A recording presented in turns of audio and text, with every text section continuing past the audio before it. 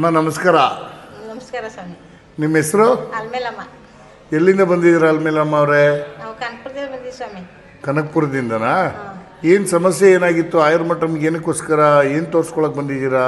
ನಡ ನೋವಿತ್ತು, ಕತ್ತು ಶಿರ ನೋವಿತ್ತು, ತೊಡೆ ನೋವಿತ್ತು.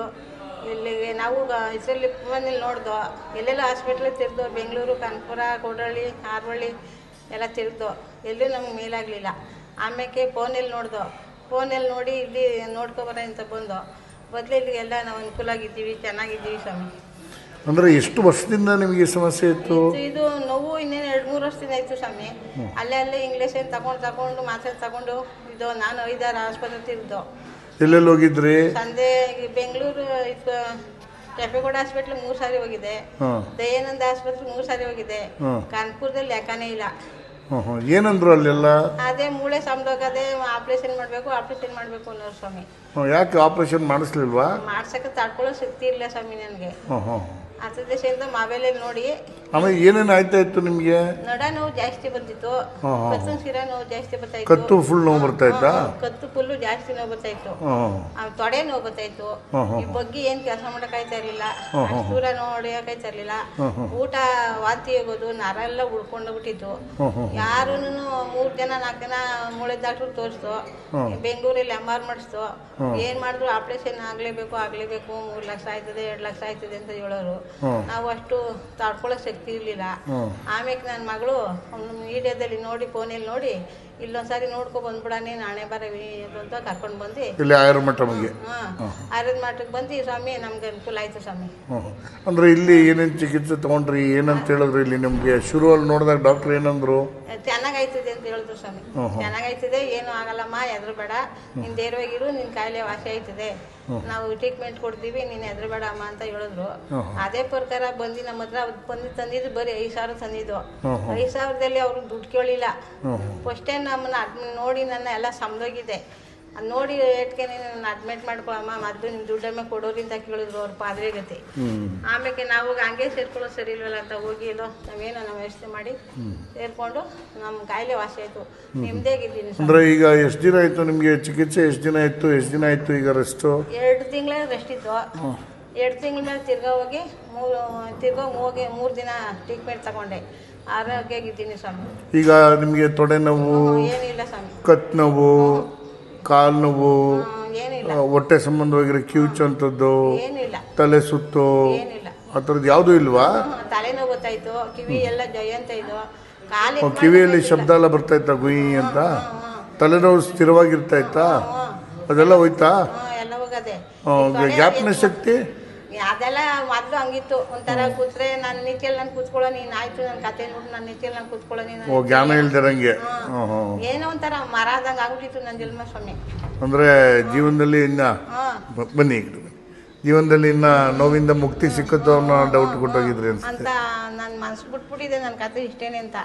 ಆಮ್ಯಾಗ ನನ್ನ ಮಗಳು ಕರ್ಕೋಗಿ ನೋಡಿ ಟ್ರೀಟ್ಮೆಂಟ್ ಕೊಡಿಸಿ ಚೆನ್ನಾಗಿದ್ದೀನಿ ಸ್ವಾಮಿ. ನಿಮಗೆ ಇಲ್ಲಿ ಬಂದಾಗ ಈ ನಂಬಿಕೆ ಇತ್ತ ಇಷ್ಟು ಚೆನ್ನಾಗಿ ಆಗ್ತೀನಿ ಅಂತ? ಊಟನೇ ಸೇರ್ತಾ ಇರ್ಲಿಲ್ಲ. ಈಗೆಲ್ಲ ಅನುಕೂಲವಾಗಿ 3 ಹೊತ್ತು ಊಟ ಮಾಡ್ತೀನಿ, ತಾರಾಡ್ತೀನಿ, ಆರೋಗ್ಯ ಅದೇ ಜನ್ಮ.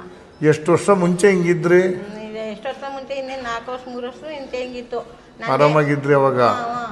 ಗರ್ಭಕೋಶ ಆಪ್ರೇಷನ್ ಆಯಿತು, ಹೊಟ್ಟೆಯಲ್ಲಿ ಗೆಡ್ಡೆ ಇತ್ತು 3 kg. ಗೋಸ ಆಸ್ಪತ್ರೆ ಅಂತ ಅಲ್ಲಿ ಆಪ್ರೇಷನ್ ಆಗಿತ್ತು. ಆಮೇಲೆ ಒಂದು 4 ವರ್ಷ ಆರಾಮಾಗಿದ್ದೆ. ಆಮೇಲೆ ತಿರ್ಗಿ ಏನೇನಾಯ್ತು, ನನಗೆ ಗೇಮೆ ಮನೆ ಒಳಗೆ ಹೊಸಿ ನಮಗೆ ಬಡಿಸ್ತಾನ ಸ್ವಾಮಿ. ಅಲ್ಲಿ ಇಲ್ಲಿ ಕೂಲಿಗೆ ಹೋಗೋದು, ಅಟ್ನೆ ಮೇಲೆ ಹತ್ತೋದು, ಉಳಾಯೋದು, ಮತ್ತು ಕಾಳೆ ಕೀಳಕ್ಕೆ ಹೋಗೋದು, ಇಷ್ಟು ತಾಕತ್ತಿತ್ತು ನಮಗೆ. ಇಲ್ಲಿ ನಿಮ್ಗೆ ಇದು ಇಷ್ಟೊಂದು ಲಕ್ಷಗಳೆಲ್ಲ ಹೇಳಿದ್ರೆ ಎಲ್ಲ ಕಡೆ ಹೋದಾಗ ಆಪರೇಷನ್ಗೆ, ಅದ್ರ ಮುಂದೆ ನಿಮ್ಗೆ ಇದು ಖರ್ಚು ಜಾಸ್ತಿ ಅನಿಸ್ತಾ ಇದೆಯಾ? ಇಲ್ಲಿ ಇಲ್ಲ, ನಮ್ಮ ಕಾಯಿಲೆಗೂ ನಮ್ಮ ಖರ್ಚಿಗೂ ನಮಗೆ ಇಷ್ಟ ಆಯ್ತು ಸ್ವಾಮಿ. ಏನು ದೊಡ್ಡದಾಗಿ ಹಾಳಾಯ್ತು ನನ್ನ ದುಡಿಮೆ ಇದು ಅಂತ ಏನು ಅನಿಸ್ತಾ ಇಲ್ಲ ಅಲ್ವಾ? ಏನಿಲ್ಲ. ಈಗ ನನ್ನ ಜನ್ಮ ಇಲ್ಲ ಆಯ್ತಾ ಇದ್ದದ್ಗೂ ಇವತ್ತು ನಾನು ಇಷ್ಟರಲ್ಲಿ ಆಯ್ತಲ್ಲ, ನಾನು ಉಸಿರು ಉಳ್ಕೊತಲ್ಲ ಅಂತ ಸಂತೋಷ ಪಟ್ಟರು. ನಾನು ಸಮಾಧಾನವಾಗಿದ್ದೀನಿ ಸ್ವಾಮಿ. ಸೊ ನೀವು ಪೂರ್ತಿ ಸಂತೋಷವಾಗಿದ್ದೀರಾ? ಹಾಗಾದ್ರೆ ಈ ಚಿಕಿತ್ಸೆ ಬಗ್ಗೆನೂ ಹೆಮ್ಮೆ ಪಡ್ತೀರಾ? ಪಡ್ತೀವಿ ಸ್ವಾಮಿ. ಚಿಕಿತ್ಸೆ ತಗೊಳ್ಳೋದು ನೋವಾಯ್ತಾ? ಏನು ಮಾಮೂಲಿ ಇತ್ತು, ಏನು ಮಾಮೂಲಿ. ನನ್ನ ಮತ್ತು 4 ದಿವಸಕ್ಕೆ ನನ್ನ ಮೊದಲು ಇದ್ದಕ್ಕೂ ಕಾಯಿಲೆ, ಇಲ್ಲಿ ಚಿಕಿತ್ಸೆ ತಗೊಂಡಕ್ಕೂ 4 ದಿನಕ್ಕೆ ಆರಾಮಾದೆ ಸ್ವಾಮಿ. 4 ದಿನಕ್ಕೆ ನೋವೆಲ್ಲ ಕಮ್ಮಿ ಆಗೋಯ್ತು? ನೋವೆಲ್ಲ ಕಡಿಮೆ. ನಾನು ಹೊಸಾಳಾದಂಗೆ ನನಗೆಲ್ಲೋ ಒಂದು ಜನ್ಮ ಹುಟ್ಟಿ ಬಂದಂಗೆ ಆಯ್ತು ಸ್ವಾಮಿ.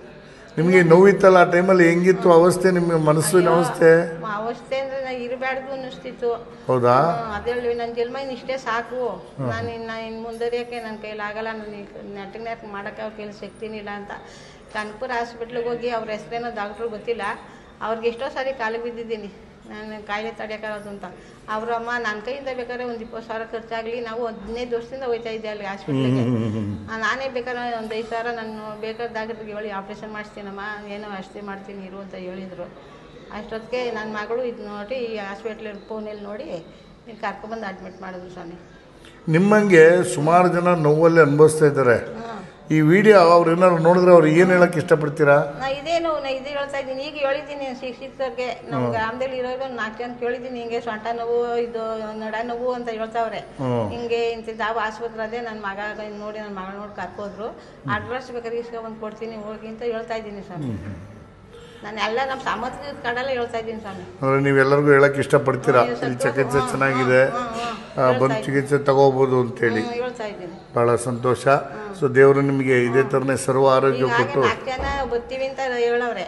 ಹೋಗ್ರಿ ಅಡ್ರೆಸ್ ಕೊಟ್ಟು ಬೇಕಾದ್ರೆ ನನ್ನ ಮಗನಿಗೆ ಗಾಡಿ ಕೊಟ್ಟು ಪೆಟ್ರೋಲ್ ಹಾಕಿಸ್ಕೊಂಡು ಕರ್ಕೊಂಡು ಹೋಗ್ರಿ ನನ್ನ ಮಗನ ಅಂತ ಹೇಳ್ತಾ ಇದ್ದೀನಿ ಸ್ವಾಮಿ. ಹೌದಾ? ನನ್ನ ಮಗನಿಗೆ ಕರ್ಕೋಗ್ರಿ ಅಂತ ಹೇಳ್ತಾ ಇದ್ದೀನಿ ಸ್ವಾಮಿ. ಭಾಳ ಸಂತೋಷಮ್ಮ.